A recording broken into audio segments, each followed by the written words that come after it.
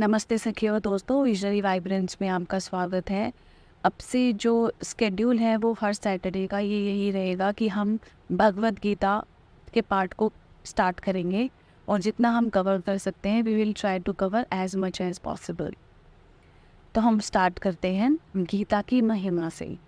श्रीमद् गीता की महिमा अगाध और असीम है। यह भगवत गीता ग्रंथ प्रस्थानत्रय में माना जाता है। मनुष्य मात्र के उद्धार के लिए 3 राजमार्ग हैं। प्रस्थानत्रय नाम से कहे जाते हैं। एक वैदिक प्रस्थान है जिसको उपनिषद कहते हैं, एक दार्शनिक प्रस्थान है जिनको ब्रह्मा सूत्र कहते हैं, और समार्थ प्रस्थान है जिनको भगवत गीता कहते हैं। उपनिषदों में मंत्र हैं, ब्रह्मा सूत्रों में सूत्र हैं और श्रीमद् भगवत गीता में श्लोक है। भगवत गीता में श्लोक होते हुए भी भगवान की वाणी होने से ये मंत्र ही हैं। इन श्लोकों में बहुत गहरा अर्थ है, इनको सूत्र भी कह सकते हैं। उपनिषद अधिकारी मनुष्य के काम की चीज़ है, ब्रह्मा सूत्र विद्वानों के काम की चीज़ है, लेकिन भगवत गीता सभी के लिए। भगवत गीता एक बहुत ही अलौकिक विचित्र ग्रंथ है। इसमें साधक के लिए उपयोगी सामग्री मिलती है, चाहे वह किसी भी देश का, किसी भी वेश का, किसी भी समुदाय का, किसी भी संप्रदाय का, किसी भी वर्ण का, किसी भी आश्रम का कोई भी व्यक्ति क्यों ना हो। इसका कारण यह है कि इसमें किसी भी समुदाय विशेष की निंदा या प्रशंसा नहीं की है। इसका मतलब है भगवत गीता में ना तो किसी की प्रशंसा की हुई है, किसी के बारे में बहुत बड़ा चढ़ा के बोला है, ना इसमें किसी की बुराई की है। इसमें हर इंसान को बराबर समझ के, उनके हर पहलू को समझ के उसके बारे में प्रॉपर पूरा एक्सप्लेन किया है। यह प्रत्युत वास्तविक तत्व का वर्णन है।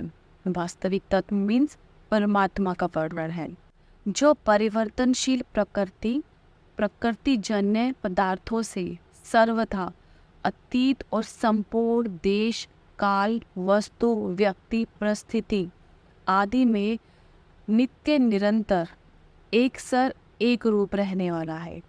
जो मनुष्य जहाँ है और जैसा है वास्तविक तत्व वहाँ वैसा ही पूर्ण रूप से विद्यमान है, परंतु परिवर्तनशील प्रकृतिजन्य वस्तु व्यक्तियों में राग द्वेष के कारण उसका अनुभव नहीं होता।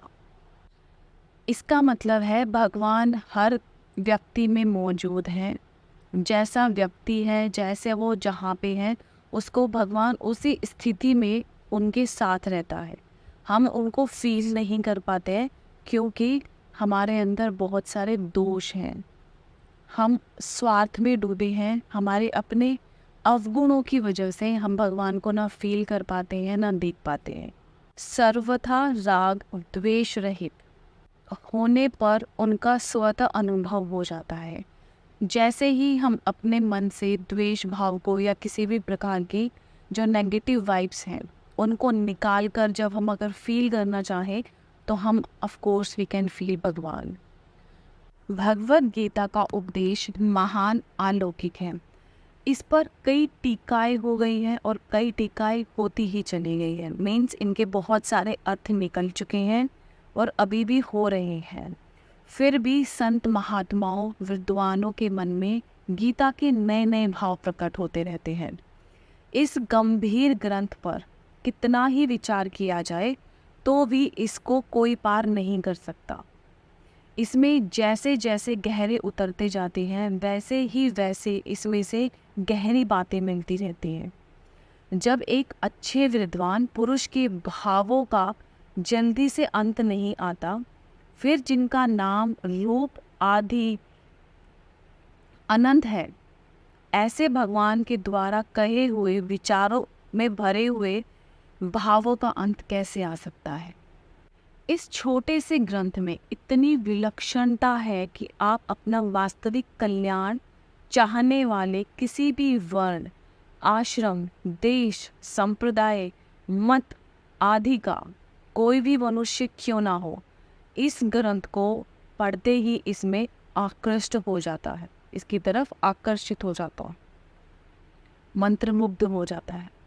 अगर मनुष्य इस ग्रंथ का थोड़ा सा भी पठन पाठन करे तो उसको अपने उद्धार के लिए बहुत ही संतोषजनक उपाय मिलते हैं। मीन्स जैसे जैसे आप इस ग्रंथ को पढ़ेंगे, थोड़ा सा भी इसको आप अपनी दिनचर्या में डालेंगे, तो आप अपने ही जो भी आपकी जीवन की परेशानियां चल रही हैं, आप उसका हल अपने आप ही निकाल पाएंगे। हर एक दर्शन के अलग अलग अधिकारी होते हैं, पर गीता की यह विलक्षणता है कि अपना उद्धार चाहने वाले सब के सब इसके अधिकारी हैं। भगवत गीता में साधनों का वर्णन करने में, विस्तार पूर्वक समझने में, एक एक साधनों को कई कई बार कहने में संकोच नहीं किया है। फिर भी ग्रंथ का कलेवर नहीं बढ़ा है। ऐसा संक्षेप में विस्तार पूर्वक यथार्थ और पूरी बात बताने वाला दूसरा कोई ग्रंथ नहीं है। आपने कल्याण की उत्कृष्ट अभिलाषा वाला मनुष्य हर एक परिस्थिति में परमात्म तत्वों को प्राप्त कर सकता है। युद्ध जैसी घोर परिस्थिति में भी अपना कल्याण कर सकता है। इस प्रकार व्यवहार मात्र से परमार्थ की कला गीता में सिखाई गई है। अतः इसके जोड़े का दूसरा कोई ग्रंथ देखने में नहीं आता। गीता एक प्रसादिक ग्रंथ है। इसका आश्रय लेकर पाठ करने मात्र से विचित्र, अलौकिक और शांतिदायक भाव स्फुरित होते हैं। इसका मन लगाकर पाठ करने मात्र से बड़ी शांति मिलती है। इनकी एक विधि है कि यह पहले गीता के पूरे श्लोक अर्थ सहित कंठस्थ कर लिए जाएं, फिर एकांत में बैठकर गीता के अंतिम श्लोक यंत्र योगेश्वर कृष्ण यहाँ से लेकर गीता के पहले श्लोक धर्म क्षेत्र कुरुक्षेत्र यहाँ तक बिना पुस्तक के उल्टा पाठ किए जाए तो बहुत शांति मिलती है। यदि प्रतिदिन पूरी गीता का एक या अनेक बार पाठ किया जाए तो इससे गीता के विशेष अर्थ स्फुरित होते हैं। आपको नए नए शब्द मिलेंगे, नया नया अर्थ उसमें से निकलेगा। मन में कोई शंका होती है तो पाठ करते करते उसका समाधान हो जाता है। वास्तव में इस ग्रंथ की महिमा का वर्णन करने में कोई भी समर्थ नहीं है। अनंत महिमाशाली ग्रंथ की महिमा का वर्णन कर ही कौन सकता है।